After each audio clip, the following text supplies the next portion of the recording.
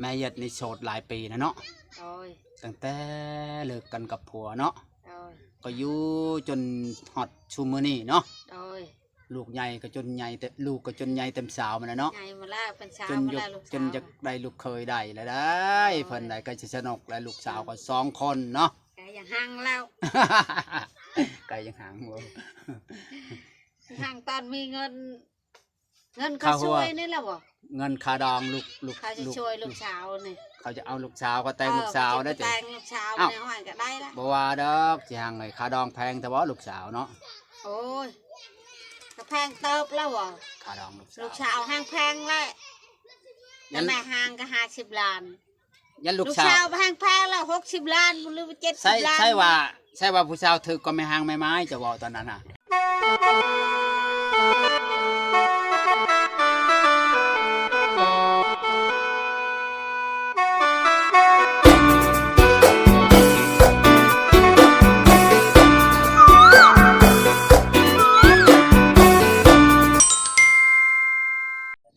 สบายดี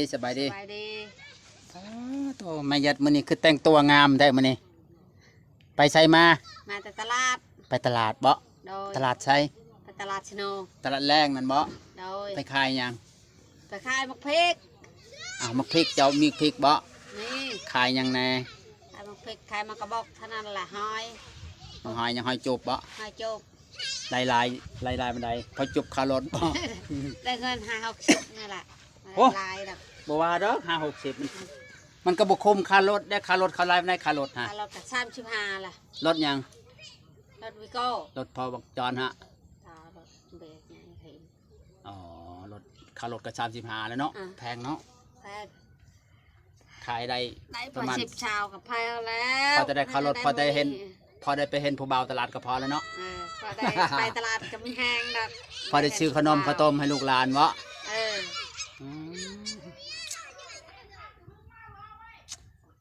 แม่ยัด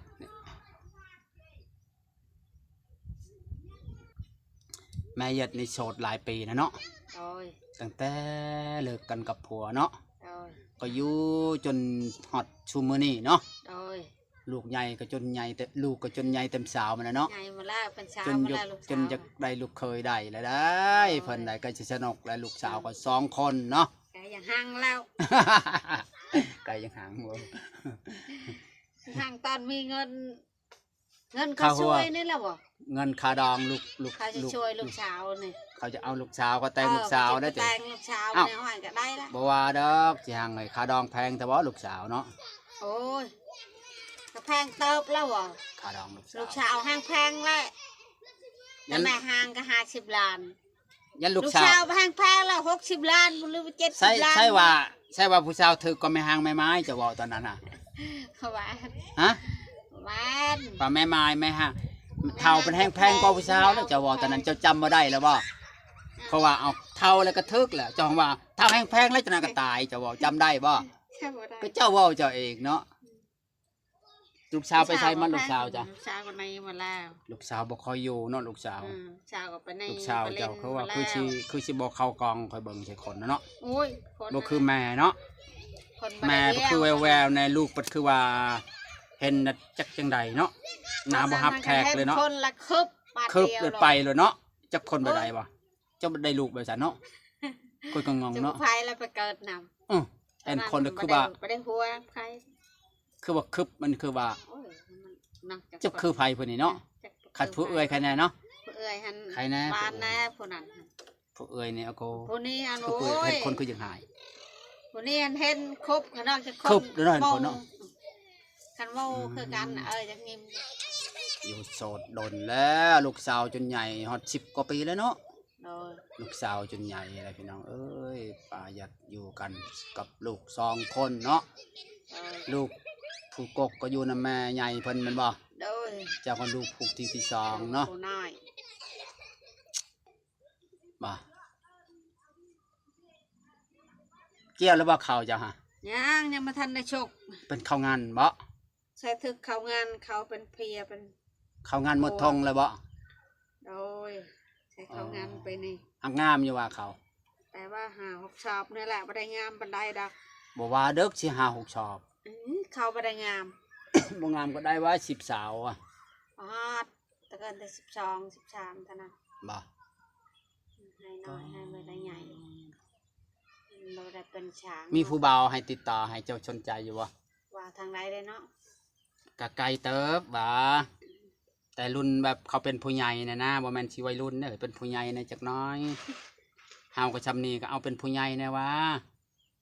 แต่เฮายังอยากได้ผู้เฒ่า เขาก็ยังได้ผู้ใหญ่ว่า เจ้าบ่คิดอยากได้เจ้าอยากได้สมมุติว่าเจ้าอยากสร้างครอบครัวจะเอาผู้ใหญ่หรือจะเอาวัยรุ่น อ่ะวัยรุ่นกับวัยรุ่นช่างครอบครัวคนเฒ่าช่างครอบครัว อ้าว มันสิเฒ่าอะไรล่ะช่างครอบครัวบ่ได้ก็บ่ บ่ เอา ว่าดอกสาวเฒ่านี่ก็ซ้ำเฮาเจ้าคอยนี่แหละ เฒ่าผู้อื่นก็บ่เฮ็ดครอบครัวนึงก็มีได้ บ่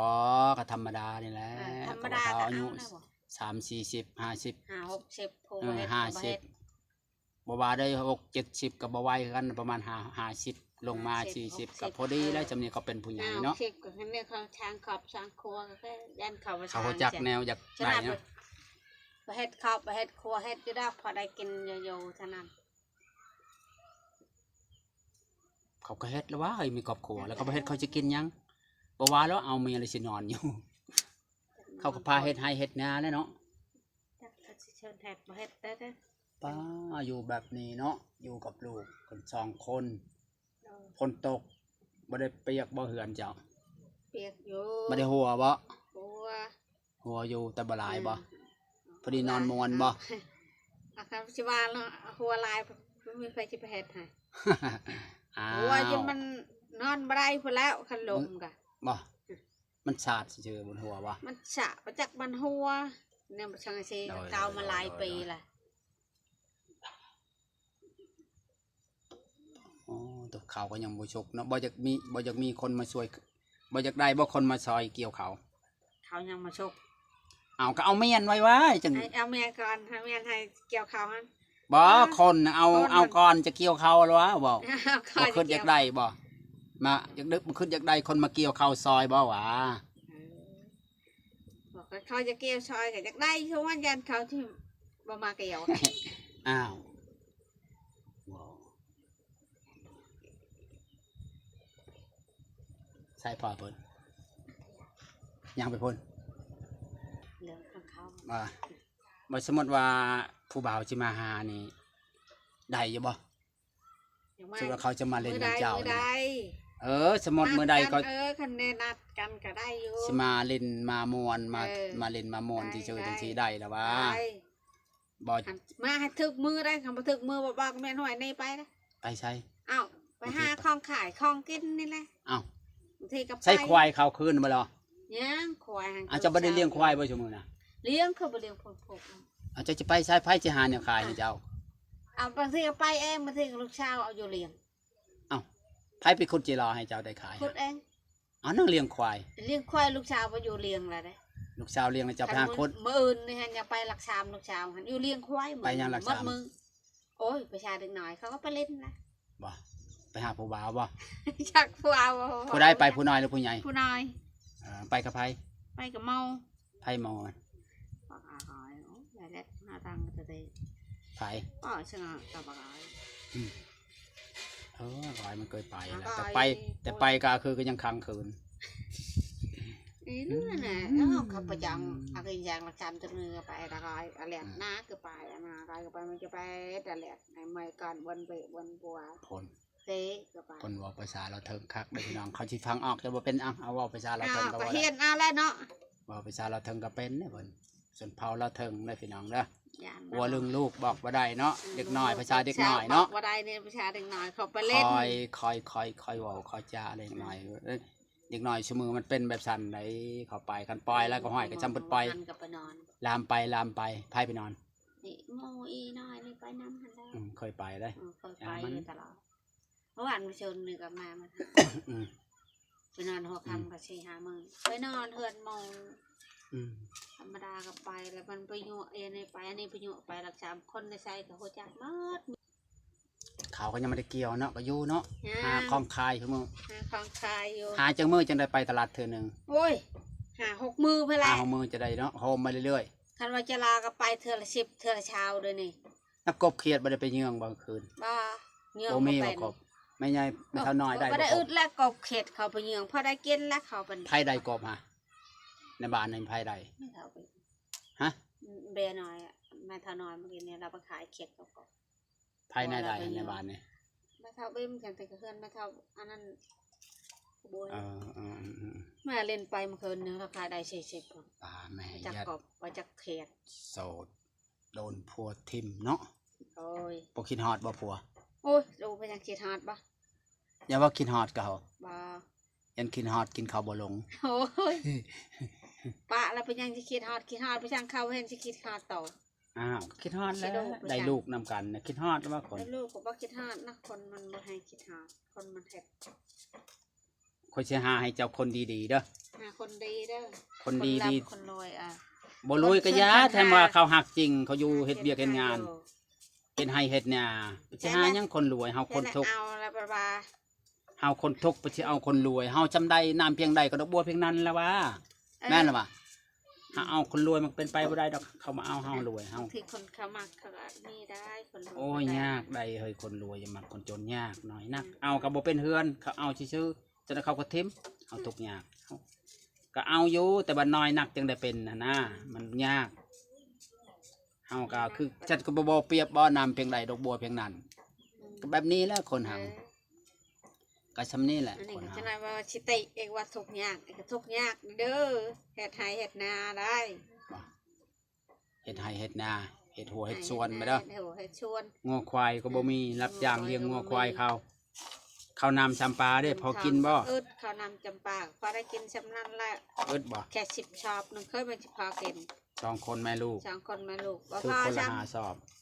บ่พอกินแล้วไปยืม พอกินแล้วก็ข้อเอ้ยน้องกินนี่แหละ กินเนาะปานนั้นบ่อยากมีครอบครัว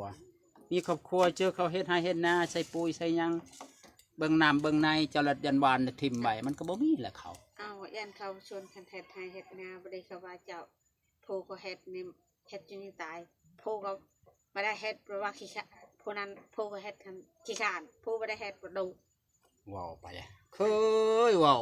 อ้าวเคยว่า บ่ มีได้คนเว้าได้ คนเฮาเป็นครอบเป็นครัวเขาก็ฮักเมียล่ะว่ะ ขนาดลูกจุดช่องคนแล้วยังว่าเมียขี้ขานอ้าวจุดช่องคนลูกคนมันต้องมีวันเว้า มันก็มีคนดีมีคนบ่ดีเฮ้ยว่าสิเป็นคนทุกคนเว้าผัวตัวนี้บ่ดีก็เอาผลไหมมันมาแม่นเนื้อคู่เฮาคนนี้มันก็แพ้คนเป็น พอเป็นแต่ เป็นหมู่เป็นครูซื่อๆคันเนื้อคู่เฮาก็บางทีเนื้อคู่เฮา มันเนื้อโค รุ่นผู้ใหญ่ก็มีได้บ่แน่นอนแม่นว่า อืม เอาผู้ใหม่ไปเป็นเฮือนเป็นชานฮักแพงเฮาโอ้ย เออ ก็มีได้คนเฮาต้องเสี่ยงได้ดวงวาสนา เสียงบุญวัด ที่หาเอาบ่ถึกคู่เฮามันก็เป็นไปเนาะ อืม เป็นแนวหนึงก็แนวหนึง เป็นหางกับไม้เป็นไม้กับ มันบ่แม่นเนื้อคู่เฮามันบ่แม่นเนื้อคู่มันก็มันต้องมีดอกแนวให้จากกันหาแม่นว่าคันเนื้อคู่มันก็บ่ยาก เนื้อโคนี่โชทุกจนจะตายก็ยังมาป้า เออ เนื้อ โซจากตายก็เบิ่งแย่งกันแม่นบ่ โชจนจะตายก็เบิ่งแย่งคันบ่แม่นเนื้อโคแล้วย่างไปไวๆก็เขายังไงป้า โซนอนอยู่ค่อยๆจะเหยียบไปเด้อ เขาจะเยียบแม่นว่าโชว์ห้อยๆเหยียบขาห้อยตายแล้วนี่ หันมาพี่จ้ะแม่นแล้วบอกโซไปแห่ง โช ซ้ำเนาะ ว์ไปทางไปเหยียบขาเสียห้อยก็ตายแล้วคน ว่าบ่สมมุติมีคนมักคนหักนี่แพงบ่คะดอก ช่ำโว้ ซ้ำได้สมบอก ซ้ำก็บ่ ยันว่าลดได้อีกแหละ รถได้อีก ยันว่าลดยันว่าเฮาก็มือ2มือ3ยังว่าลดได้สัก30 ล้าน 30 ล้าน 30ล้านนี่เว้าเพื่อต่อบ่เฮ้ย เป็นล้านบอกเพื่อตา ก็ต่อลงนะบ่โจทย์ว่าเฮา ต่อลงเองก็เหลือ15 ล้านเหลือชาว5 ล้าน40 ล้านเนี่ยมันเหลืออยู่30 ล้านอ่ะต่อฉัน50 ล้านรับอะไร40 ล้านมันก็เหลืออยู่30 ล้านถ้า30 ล้านแล้วมันก็เหลืออยู่ชาว5 ล้าน เอาสมมุติว่า30ล้านก็ต่อใส่15ซะ 15ก็เหลือเหลือเท่าไรเหลืออยู่ชาวล้านชาว5 ล้าน เอา เอาของ30 ล้าน ก็เหลือ เหลือชาว 15 เหลือ15ต่อ15ต่อ15ก็เหลือ15 เหลือ15 ล้าน ค่าหัวค่าหาง15 ล้านคำชวนว่าจะได้บาทหนึ่งกับช่องสลึง บาทหนึ่งได้แต่ช่างเฉลิง ของมันมี4ฉลึงได้ของต่อบ่ฉันว่าต่อบ่ฉันว่าต่อเอาได้บ่จังชุดเขาหมักจำนี้เอาได้บ่ ได้คนละคำหมัก ชุดเขาหมักนี่เขาจะให้เขาชูหรือว่าเขาแต่ง ใช่ เรือน คนก็จะหมักเบิ่งกัน มีแล้วเขาจึงจะไปถามเนี่ยนี่หันมีแล้วคนให้ถามเจ้าเนี่ยนี่เขาจะไปถามเจ้าช่วยว่ามาหมักเนี่ยให้เขาชูหรือให้เขาขอเมื่อเฮือนเขา โชว์นะเนาะ ปานนี้ใช่ไหมลูกหลานลูก ยันว่าเขามีลูกมีหลานเป็นยากบ่ มันสิยากลูกนี่เขาบ่เมื่อนำแล้วก็ใหญ่สำนี้ได้ห้อย เป็นคิดฮอดลูกเนาะ คิดฮอดลูกได้ โดยฟังวันคันก็ฮักก็ให้เขาสู้เนาะ ให้เขาโชว์เอาบ่ อืมยันว่ามีผู้ฮักปะเขาจะมาเฮ็ดช่วยซ่อมแซมเฮือนก็มีเด้อเนาะคนหาบ่แน่นอนเด้อเนาะบางทีคือเพิ่นว่ามักแต่งมาจัง โดนแต่งผู้จัง เพราะว่าบ่เป็น ถ่ายคลิปเลย มันแต่งสร้าง นั่นคือนี่ มันแต่งสร้างหน่วยปลายบ่เขาบอกจะเฮาก็จำบ่ได้นะ ว่าอันน่ะ มันฮะ บ่ได้เลือกคลิปเนี่ยไปคือบ่ก็อยากให้ได้เลือกคลิปตัวนี้ มันจะเป็นหยังเฮาก็ถามเลย นี่ละบาทบ่ เดี๋ยวบ่